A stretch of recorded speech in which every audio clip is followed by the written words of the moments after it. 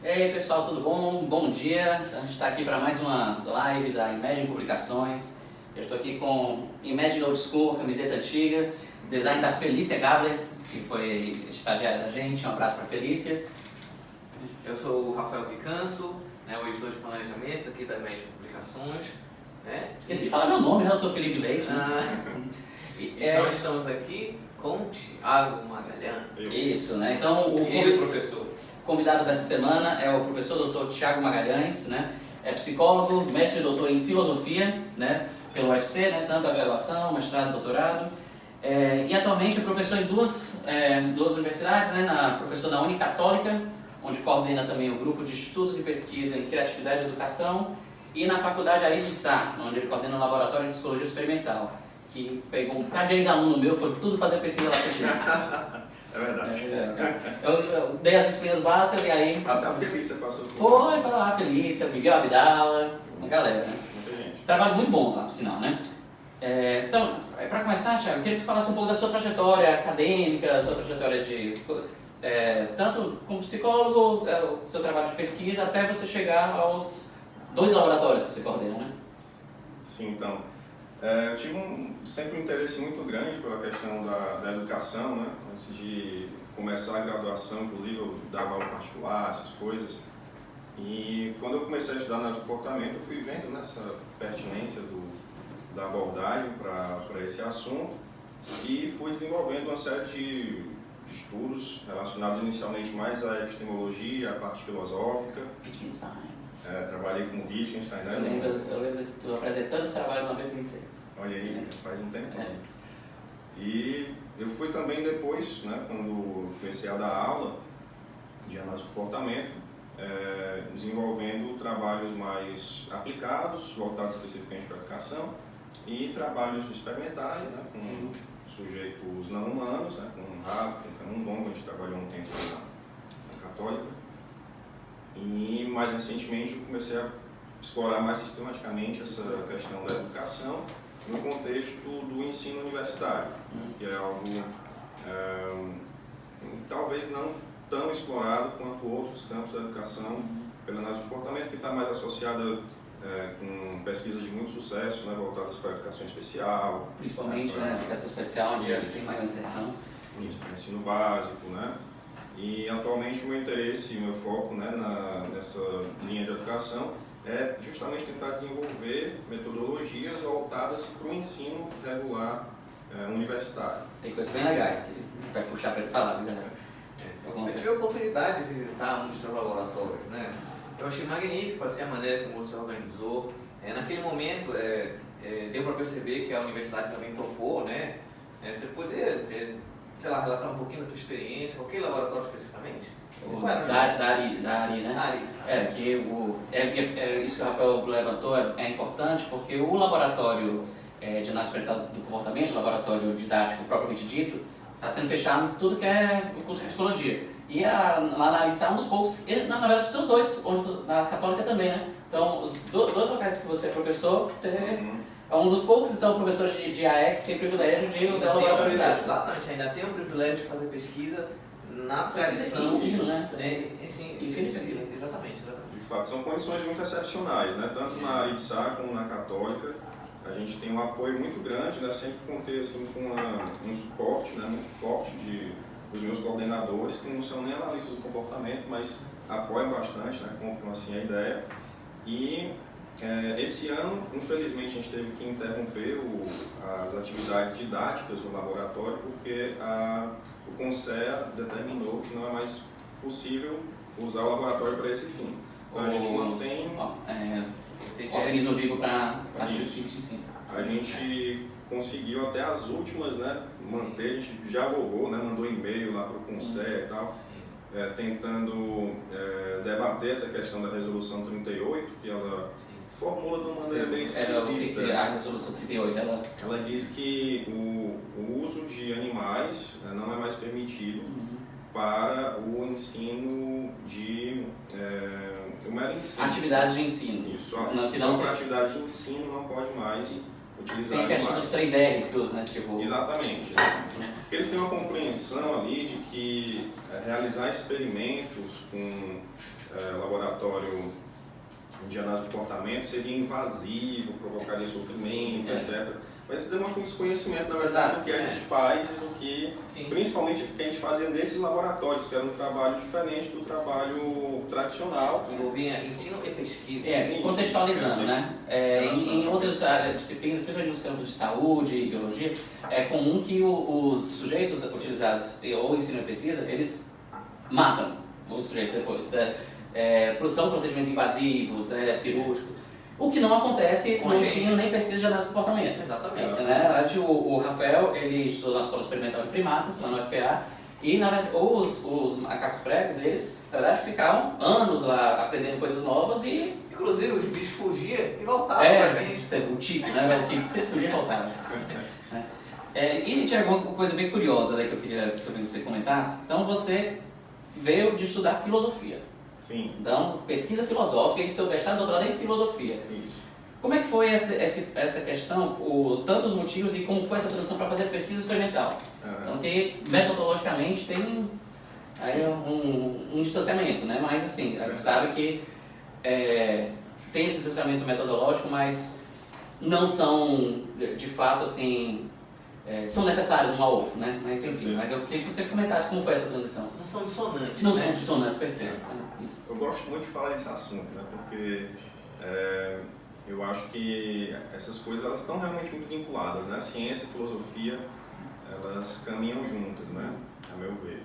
E na hora que eu terminei ali a graduação, eu pensei em fazer um mestrado, né? Porque eu era acadêmico e tal. Queria muito ir para Belém, não tive condições, né? A gente terminou mais ou menos na mesma época, acho que a graduação.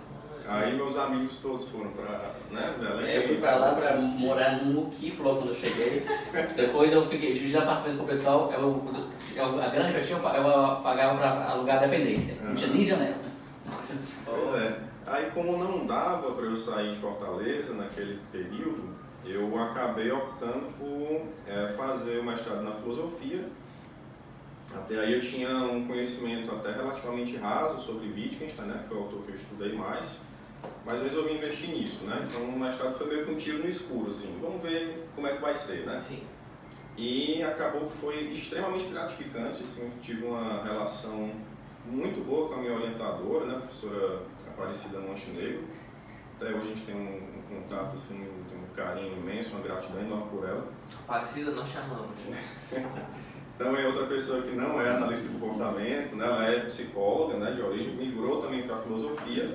Ela é psicóloga e está depois lá da... Isso, a matriz dela é psicanalítica, mas ela não se restringe, né, essa compreensão. Não é fechada? Não é fechada, assim, para Existem outros exemplos desse, né? Por exemplo, o orientador do Emmanuel era o Luiz Cláudio Figueiredo, também era de tradição psicanalítica. É verdade. Eu tenho descendência psicanalítica, Olha descendência acadêmica psicanalítica.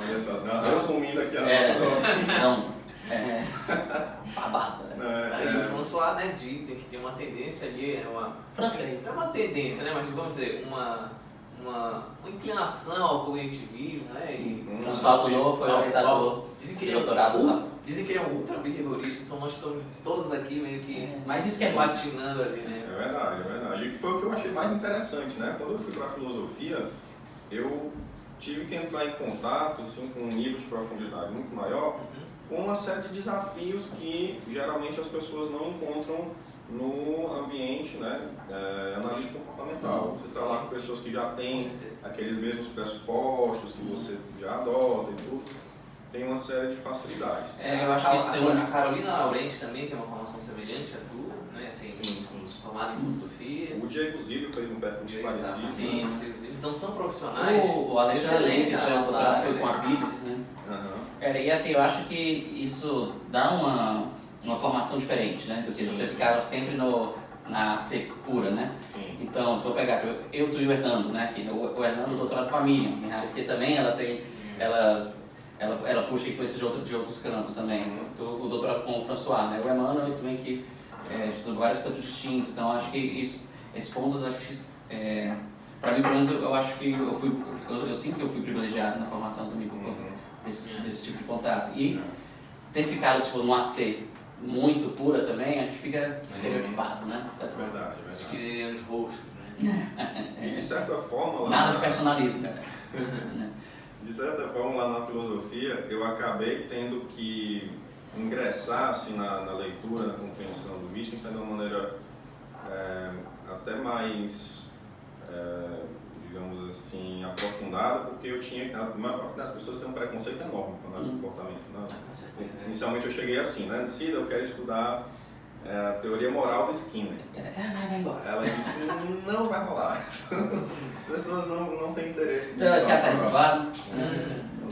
Não entre com esse projeto aí que você não vai passar. Aí beleza, o que é que você me sugere? Ela disse, dá uma lida no Wittgenstein e tal.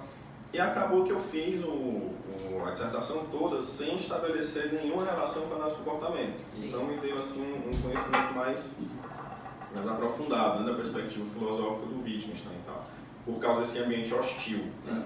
Eu acho que é fundamental, né, para a gente fazer interseções com o comportamento verbal do próprio Skinner. A teoria de comportamento verbal do Skinner é extremamente influenciada por Wittgenstein, né? Embora ele não mencione. Skinner era notório por não citar fontes, né?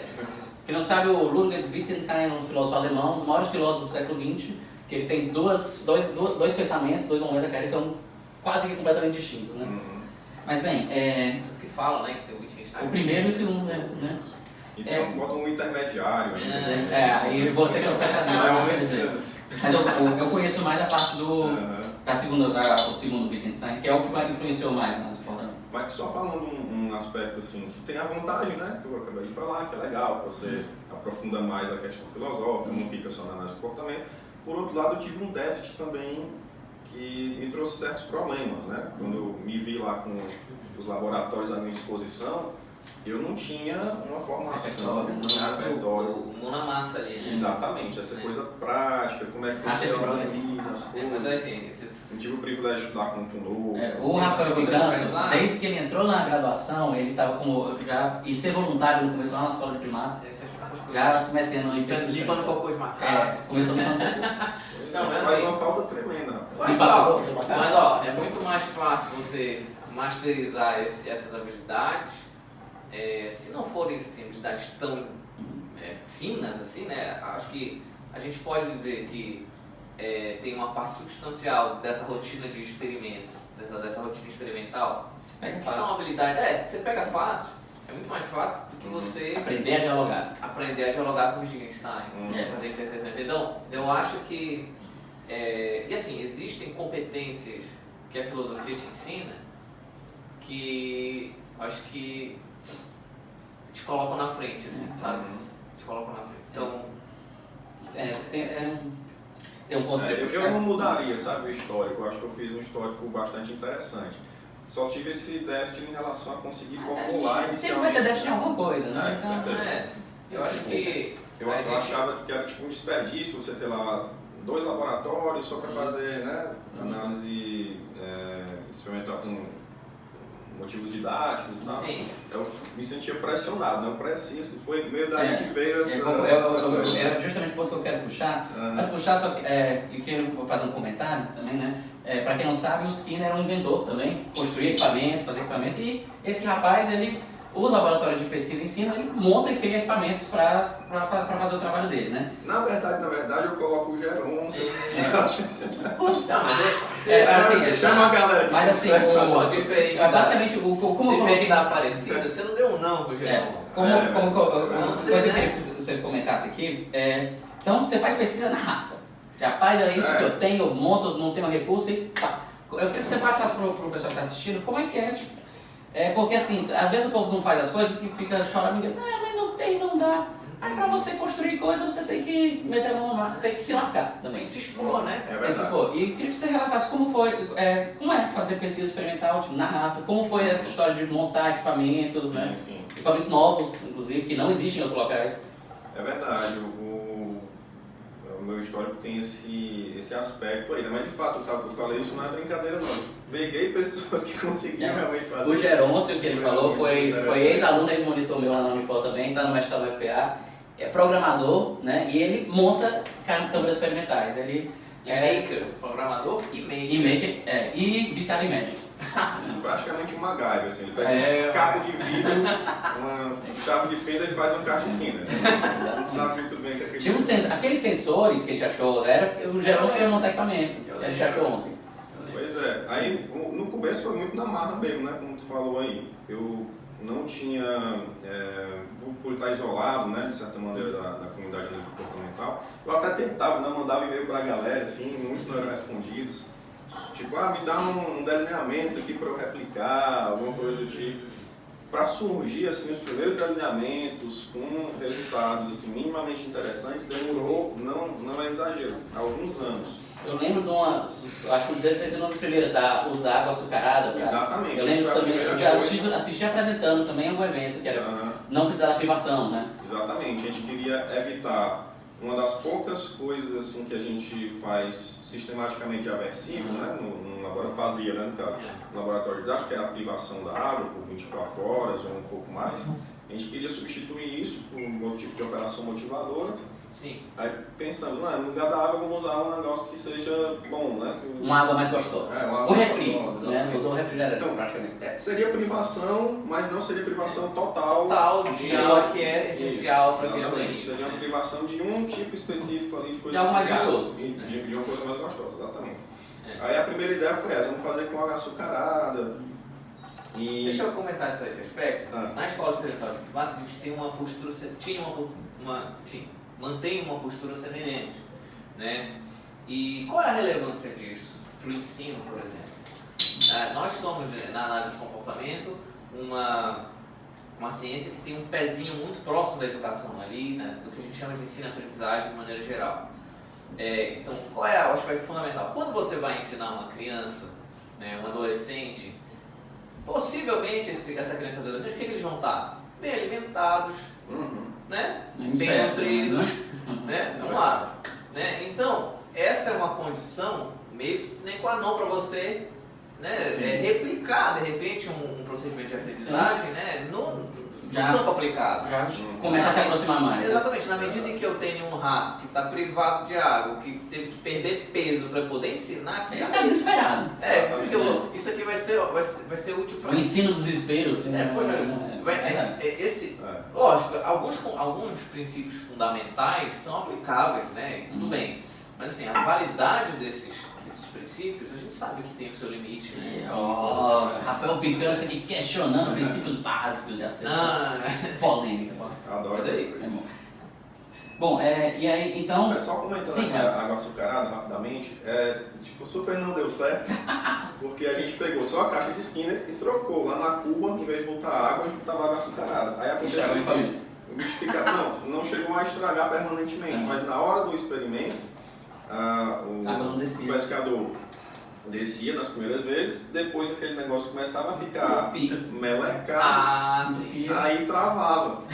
Não dava para fazer a sessão desse jeito. A gente vai dando jeito. Mas o trabalho experimental, ele ensina bastante isso, né? A você resolver problemas. Eu lembro que você mesmo criou às vezes. Exato.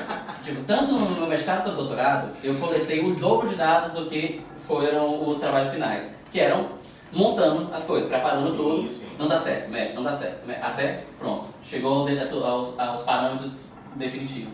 Mas treino é isso, resolver problema. Assim, né? A gente fala, definitivo, mas interrompido na verdade, né? Porque não tem nenhum doutorado que é completo. Né? É sempre interrompido para ter os dados para defender. Então a gente tem um recorte que sempre é isso, um recorte. E aí um ponto também que eu queria que você comentasse, né, que é o título do tema da live de hoje. Então o Thiago ele também tem trabalhado com inovação e metodologia de ensino. Então tem mais de um caminho metodológico que você tem explorado, né? E o que é bem legal é que ele, vamos testar, vamos fazer, esse raciocínio de pesquisa experimental, de tentar resolver problemas, você está levando para a sua atividade como professor de ensino também. Isso. Então eu queria que você falasse um pouco sobre o que você vem desenvolvendo nesse campo, né, de tentar inovar e pensar em novos caminhos para a metodologia de ensino.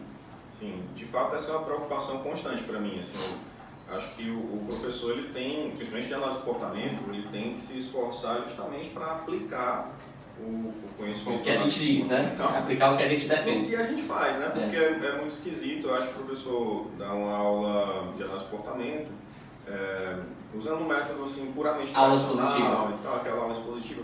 Tem um artigo, acho que é do Márcio Moreira, que é o Casa de Ferreira, Espeto de Pau. Que ele clássico. ele critica muito. E muito atual. Ainda atual, né? É verdade. Então, no laboratório didático ele me dava assim, essa possibilidade de pensar em atividades práticas ali com os sujeitos. No começo teve essas flopadas, né, aí da açucarada. É natural. Depois a gente começou alinhando a pesquisa mesmo, né, a pesquisa básica com o aspecto didático da análise do comportamento, do laboratório. A gente tinha essas interações frequentemente, né? Então, por exemplo, a gente começou a utilizar uma resposta num contexto de pesquisa básica, foi a resposta puxar o cordão. E é muito interessante o uso que a gente fazia dela. Assim que a gente terminou o protocolo bem direitinho, aí veio a proibição da resolução 38 do Conselho. Ele está dizendo de ensinar um rato a operar um mecanismo dentro da caixa, né, que o mecanismo, para que ele conseguisse ativar um bebedouro de água, né, tinha que puxar a corda. Isso. Basicamente, o que a gente fazia? Em vez de ensinar só a resposta de pressão à barra, trabalhar só com ela, clássica, né? A gente modelava também a resposta de puxar o cordão.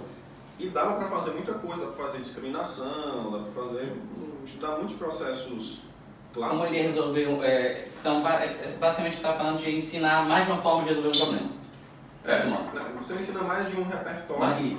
Eu estou tentando ao máximo...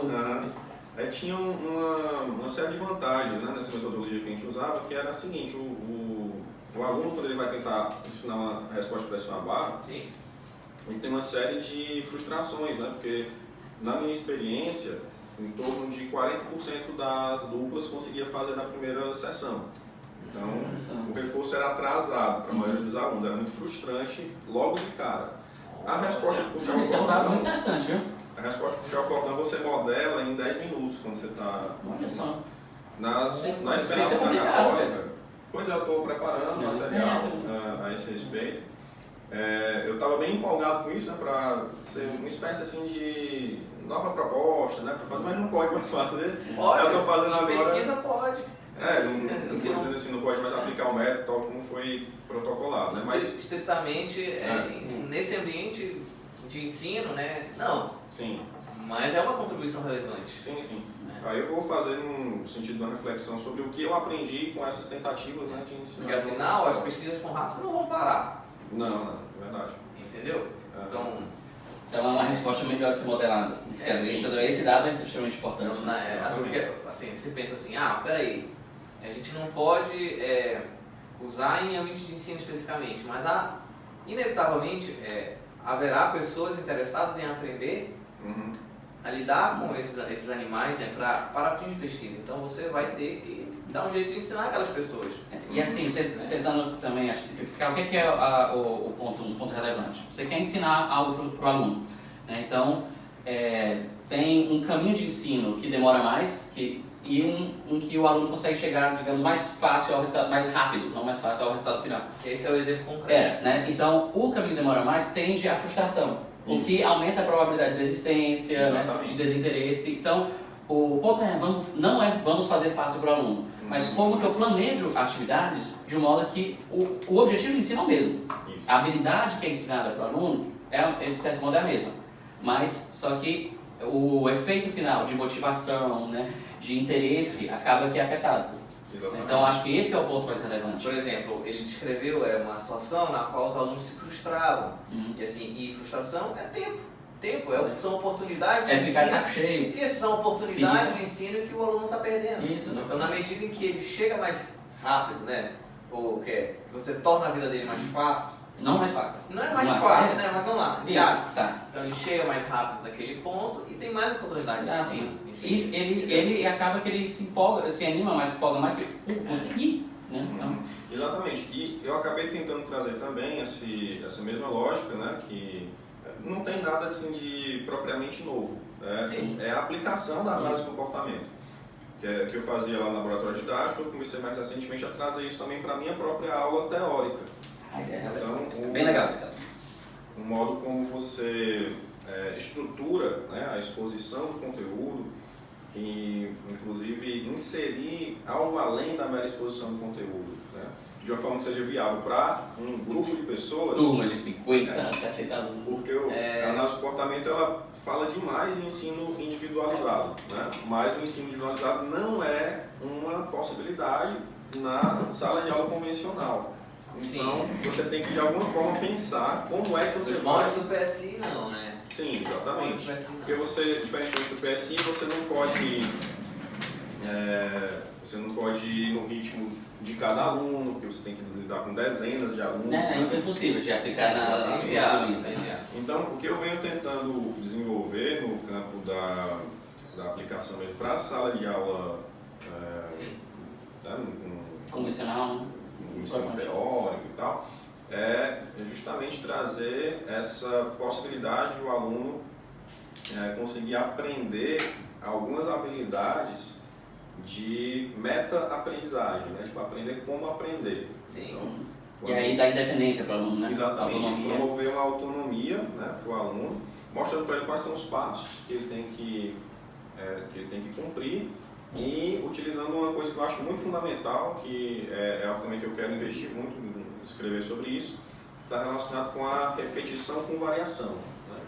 O aluno tem que ter oportunidades de usar reiteradamente aquele conteúdo com variação, né, dos exemplos, das situações que eles são aplicados, para que ele tenha realmente uma aquisição de proficiência, né, em relação ao domínio daquele conteúdo. Então muitas vezes acontece, você entende ali o negócio na hora, mas algum tempo depois você esquece, né, desvanece. Né? Então você precisa ter na própria aula, né, um mecanismo de fazer justamente isso, né, levar o aluno a repetir determinados... Treino com múltiplos exemplares. Exatamente, algo muito parecido com treino com múltiplos exemplares. Pessoal, nosso tempo está já se aproximando do fim. Lincoln, que é o Lincoln aqui está por trás das câmeras, vocês nunca veem ele. Né? Tem perguntas? Não vieram perguntas, temas muito teóricos em geral. É mais difícil, né? Quando a gente bota autismo todo. Então, tem algum comentário que você queria fazer? Cara, eu tô satisfeito, sabe? Muito. Acho que já estamos aqui no limite do tempo.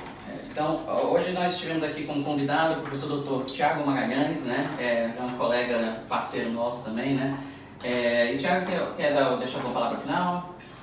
Eu acho bem brevemente, eu queria só... eu estava pensando, né, o que é que eu vou falar lá na live e tal. Pensei, nossa, quero falar agora. Não deixar passar a oportunidade. Eu acho assim que a análise do comportamento, na época lá que o Skinner criou as máquinas de ensinar, então era um negócio muito pioneiro, muito inovador, né?